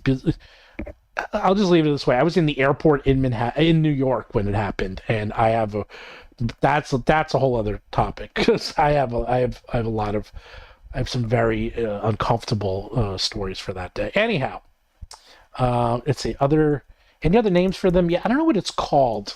Yeah, British TV. If someone can find the link, it's a very cool. It's very cool. You're off school, homesick. I was in school. No, there was something that day. It might have been like parent, student, teacher conferences or something. It was something that I was home that day when the space shuttle launched. And sometimes in my school district in New York, what they do is they will have certain days where they'll have like because the schools are so big, they'll sometimes have the certain conferences or they'll have certain things during the day. So they'll cancel school for that day. Oh, Professor Dungeon Master saw live TV. Yeah. I actually think I saw it live too. So there, I'll tell you the full stories. Full stories, I had a TV in my room and I fell asleep and I woke up. Whenever I wake up and the TV's still on, it's never good. Okay, nothing is ever good happen. And this isn't like now where the TV turns itself off automatically. Back then, if you turned your TV and left it on, that thing was going to be on until the TV exploded or your electricity ran out. Like nothing never turns off. So I woke up and I'm like, uh-oh, that ain't good. Because whenever my TV's on when I woke up, it was always bad. And I saw the space shuttle exploding. And I think it might have been live. And I was like, oh my God. And I remember that. It's like a vivid memory in my brain when that happened. Oh, that's right. And a lot of people were watching it live because the teacher was on the space shuttle. So they were watching it in all the schools throughout the country. Everyone was watching it. I mean, this was a big deal. Like this was like, okay, it's not 9/11 big, but it was like someone getting shot big, like when Reagan was shot type big. I mean, that was a big news, but like everyone's watching, everyone's excited. They have all these TVs in all these schools because the teacher's going up and she was going to do like stuff in space and then it exploded and oh boy, that was bad. So how many things you like this accumulate over your lifespan? I have a weird life, but I also am a person. Look, I don't like to stand still. I am a person who likes to try everything. So that's something else. Like I don't just yeah. Anyhow, yep. You're watching. A lot of people are now talking how they were in high school when they saw it happen. A lot of people. Yeah, there was like I'm seeing a lot of people. Oh wow, a lot of people have this. Some people are watching a live TV. So everyone here is old. That's all that says. Is that everyone here is old because if you're watching it and you're in school, that means you're old. Because that happened in 1986, I believe, is when the Challenger. And I used to watch all of those space shuttles. I remember when I used to watch them all. They were fun. They were a lot of fun to watch back then. Back then, when you only had like 5 channels on your TV, and it was actually on TV because it was big news back then. So, oh wow. So someone actually started. 6-year-old started playing D&D. I actually started playing D&D in '77, and I was young. I was really, really young. I mean, we didn't know the rules. But that was the thing. It was like the book is so dense and so complex, but I still have my books right here. And here's the crazy part. Oh, you ready? Oh, look at this. Look how good condition they're in. Okay. Look at this. These are my original books. They're in really good condition. This one's a little beat. This one you can see, if you look close, you can see like this one's a little beat because this is my favorite. And you want to see the funny thing is you could tell it's mine because look, there's my old I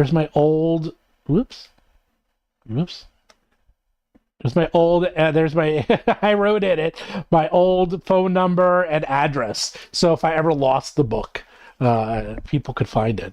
So you can see that's like my old handwriting. Did I do it in this one? Oh, I did it in this one too. I didn't even know that. Look at that. 56 Green Drive in Roslyn, New York. And let's see. Oh, and I did it in this one too. I didn't even know that. I didn't even know I did it in all my books. So yeah, I wrote it in all my books.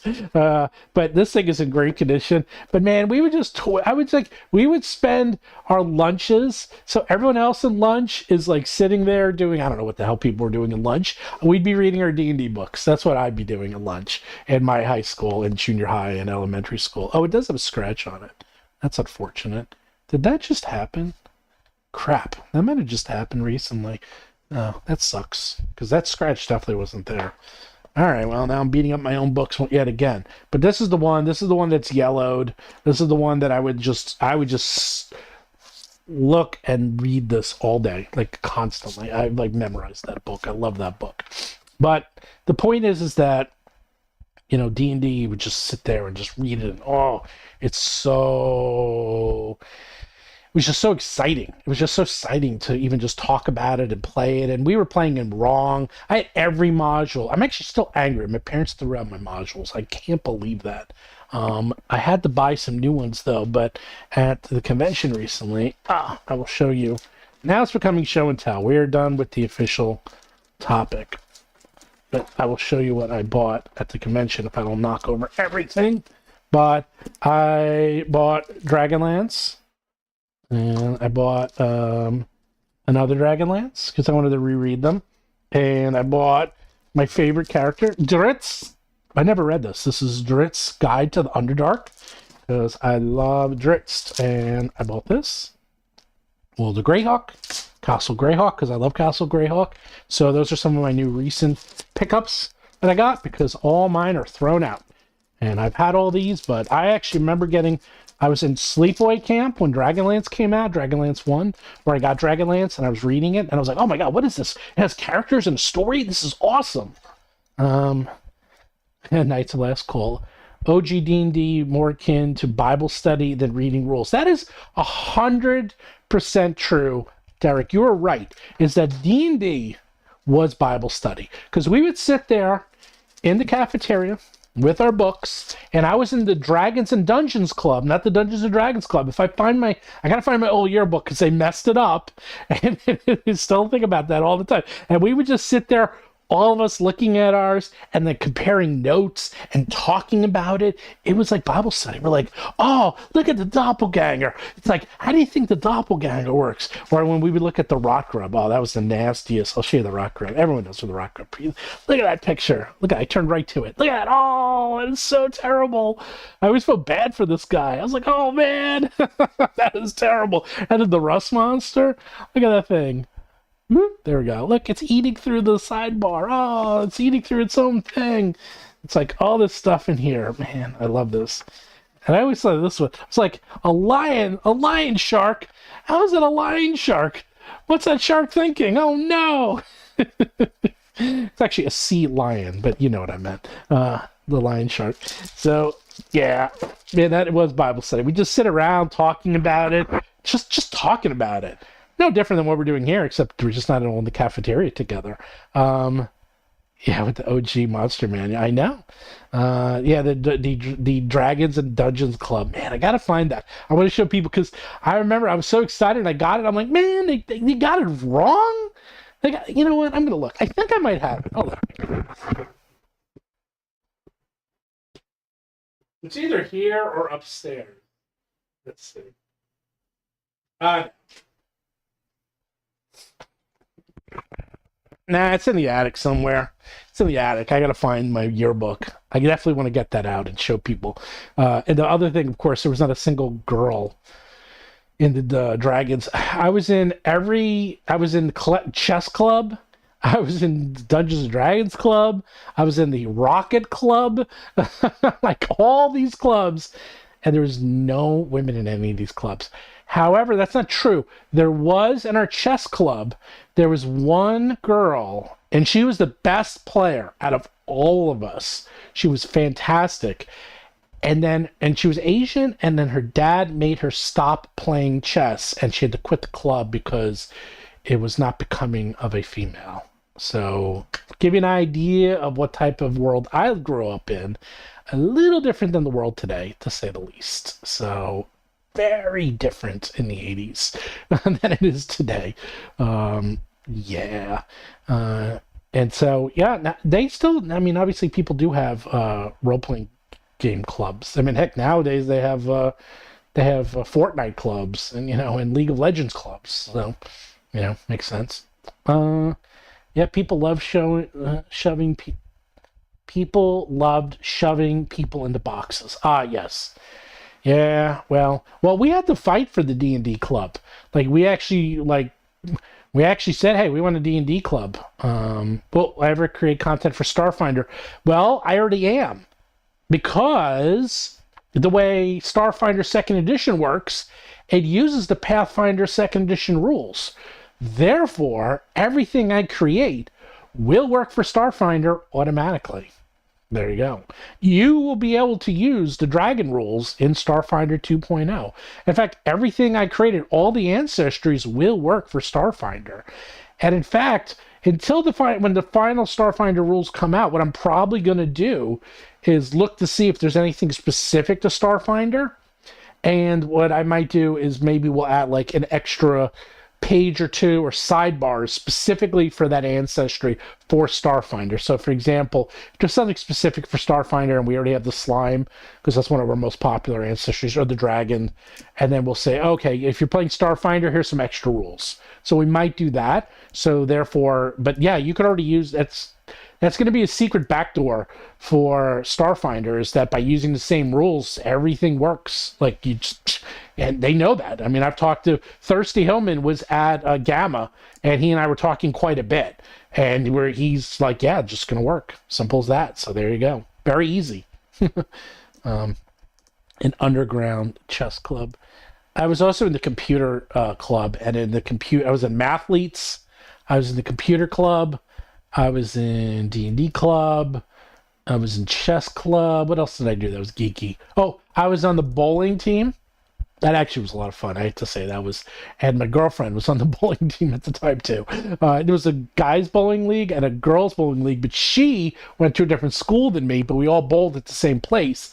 So it was a nice way to see her during the week, because I would go there and I didn't drive then. But she would be there too. So it was a way to see my girlfriend from another high school at the same time. So I was in the bowling club. I was in the archery club. That's right. I had my own bow and arrow and everything. And I was in soccer. So, okay. So one of those was cool. Soccer in the fall, bowling in the winter, archery in the spring. So that's what I used to do. Is that geeky or what? And then computer club all year. Mathletes was at the end of the year when we did Mathletes. I was like mid to end of year. We did that. So like every geeky thing. And of course, and I went to Carnegie Mellon. So, I'm literally the definition of geek. But, Mark went to MIT. So, between the two of us, we're like super geeky. You played sports. Yeah, I mean, that's the other thing I do. I play tennis. I did play sports. I did karate because everyone did karate in the 80s. Like literally everyone did karate. I did karate for 20 years. I blew out my knee. I've actually unfortunately torn my knee. I retore it 2 years ago and I had reconstructive surgery. I'm probably going to need knee replacement. So I will say it was torn because of karate, and it actually was retorn. Let me rephrase that. It's that I tore it because of hazing in a fraternity in college, and then retore it because someone did an illegal kick on my leg, and I was not ready for it. Because we were training. We were not in a sparring, we were actually doing training, and we were only supposed to be training our upper body. And because of that, I was not defending my lower body in any way, shape, or form, or even ready for it. And the guy was so angry at me that he swept me and took out my knee and tore my PCL. So, yeah, that was fun. Sweep the leg. Yeah, he did. He literally swept the leg and tore my leg. And that was the last time I ever did karate. I never did it since because my leg was destroyed at that point because I had the ACL and the PCL torn, and I just gave it up. Yeah, they wanted to put me in a body bag. Actually, we were practicing, and at that time, I had 20 years of karate behind me, and the guy I was practicing against thought he was really good, and I was just blocking literally everything he was throwing at me, and he was getting so fed up that he just swept me, and I completely was caught by surprise that he tore, and my knee buckled and just tore. And to this day, he never said he was sorry. He just looked at me and walked away, and that was it. Like that, he never said anything. I was so pissed. Yeah, that was. Do I watch Cobra Kai? By the way, first season of Cobra Kai. It's one of the best seasons of episodic television in history. Ever. Seriously. Ever. All time. Other seasons, But, masterpiece. Absolute masterpiece, that first season. As redefined TV. So a few things I would put up there that redefined TV, redefined movies, and that is one of them. Because it showed... It's like that and Breaking Bad, one of the only shows ever in history that shows what happens when you become the bad guy and how you become the bad guy. And what Cobra Kai did is showed how good guys become the bad guys and then how the bad guys become the good guys. And then by the end of the first season, you have no idea who to root for because everyone who started out good ends up being bad and everyone who started out bad ends up being good. And you are so confused and you're like, I have no idea what's going on. I'm so mixed here. I'm like, what? Who am I even supposed to root for? Because you feel bad about rooting for everybody. God, it was good. And Miami Vice, you're right, too. Yeah, anyhow. Cobra Kai. God, yeah, Karate Kid. That movie does not hold up, by the way. I love that movie. That was like such a big 80s movie. And you watch it now, it's like so simple. I mean, it's fine. It's a very simple movie, that movie. But Ralph is the bad guy in the Karate Kid. Yes, that's 100% true. That came from How I Met Your Mother. That's where that first came from, is that Barney dresses up as Tommy Lawrence, and he's like, no, Tommy Lawrence is a Karate Kid. Is that Ralph Macchio? He's the bad guy, and they're 100% right. And if you do it from Johnny Lawrence's point of view, he had his girlfriend, he was minding his own business, and then this punk from New Jersey comes around, messes everything up, breaks up him and his girlfriend, gets him in trouble at school. Like, it's totally true. It's like, wow, a point of view, which is what the whole point of the show is that you are good or bad depending on your point of view. There's no true, like in this case, there is true good or bad, but in this, it's like, what is good, what is bad, and who is right and who is wrong. And depending on your point of view, everyone could be right, everyone could be wrong, everyone could be good or good bad. Seriously, if you've not seen the first season of Cobra Kai, like, watch it. You can skip the other seasons. The other seasons are like, but season 1 is genius. Absolute genius. I love that. I couldn't believe it. I binged watched it with my brother, and my brother's in Hollywood, and he came in and he's like, he watched it the first with me, and he just was like, okay, this is the craziest show I've ever seen. Let's watch the next episode. And every episode, he was just shaking his head the whole time. He's like, I've never seen anything like this. Let's see. Oh, going by your thesis, can you explain how Karate Kid falls into the category of a heist movie? Yes, because he was heisting everything. He was heisting Johnny Lawrence's life. He was heisting Johnny Lawrence's life. He wanted to be respected in school. He wanted to become a karate master. He wanted his girlfriend. So he literally came in, saw what he wanted, and then heisted he heisted his life away from him through manipulation and by being sneaky. Seriously, that's how it is. It's not a physical heist, it's a mental and emotional heist. But it is a heist. She wasn't Johnny's girlfriend. You're right, they weren't, but he still took over and heisted his life.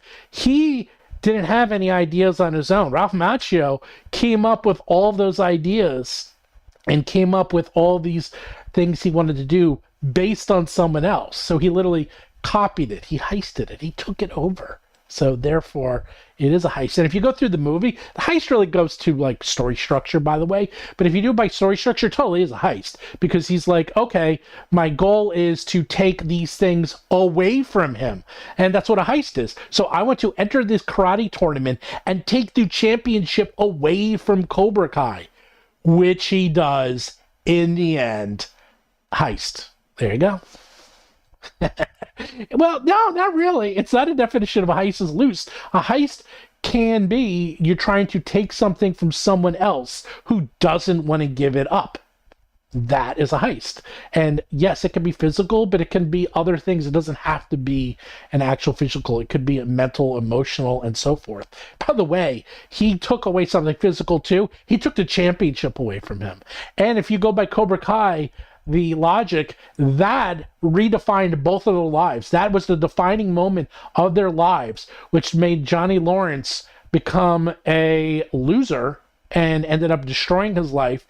And I forgot his name in the movie. Ralph Macchio became a winner and rode that championship all the way to his car dealerships and having a good life. So that one thing, he heisted away Johnny Lawrence's life. Daniel LaRusso, thank you. Which is only weird because my brother's name is Daniel, so I should remember that. Anyhow, yes. So that's the heist. So there you go. See? I heist everything. And if everything is a heist, then nothing is a heist.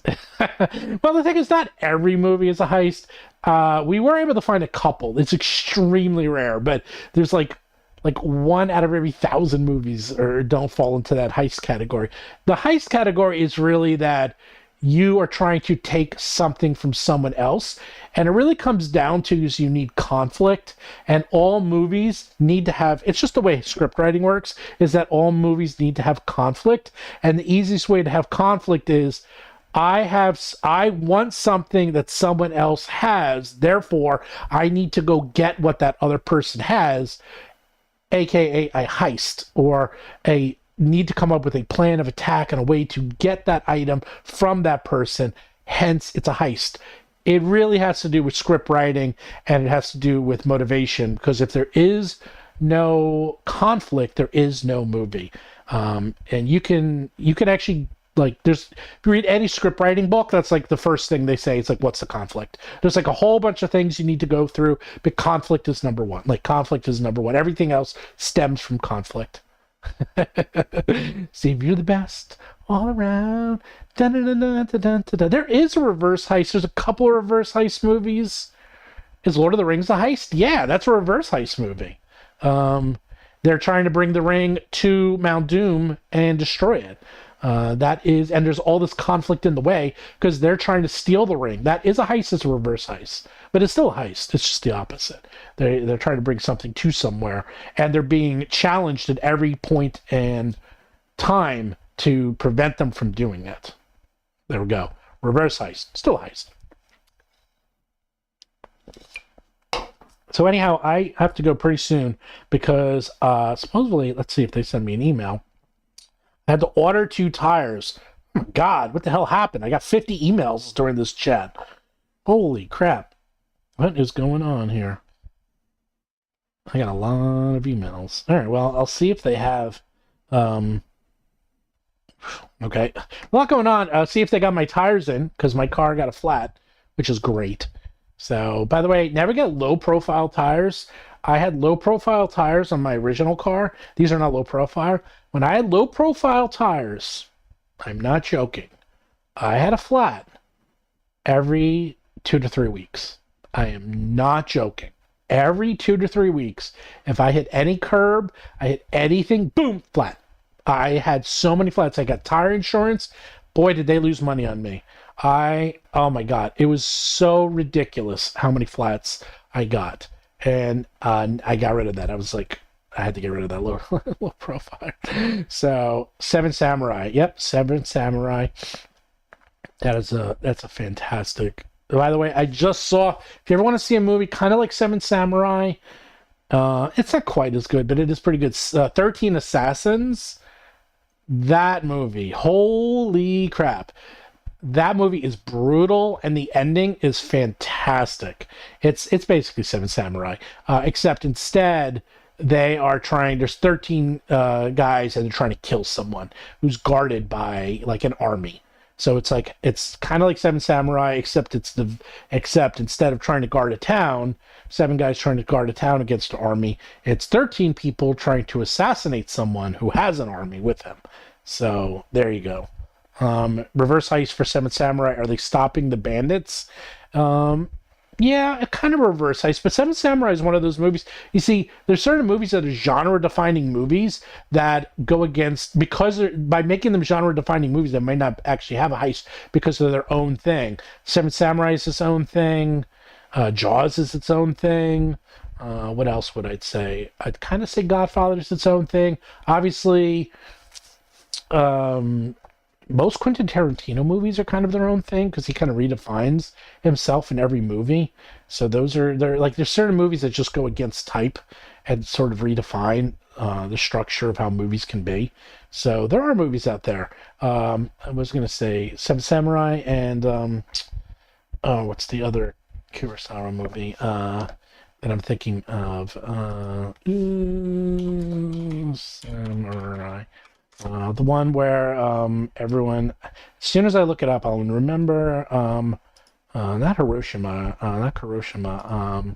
the one where everyone thinks that it's a different point of view of how someone died. Oh, God, it's driving me crazy. Everyone knows this movie, too. You guys know what I'm talking about. Someone else say it before I lose my mind. Rashomon. I keep thinking of Hiroshima. The Rashomon effect. By the way, Rashomon, watch Rashomon.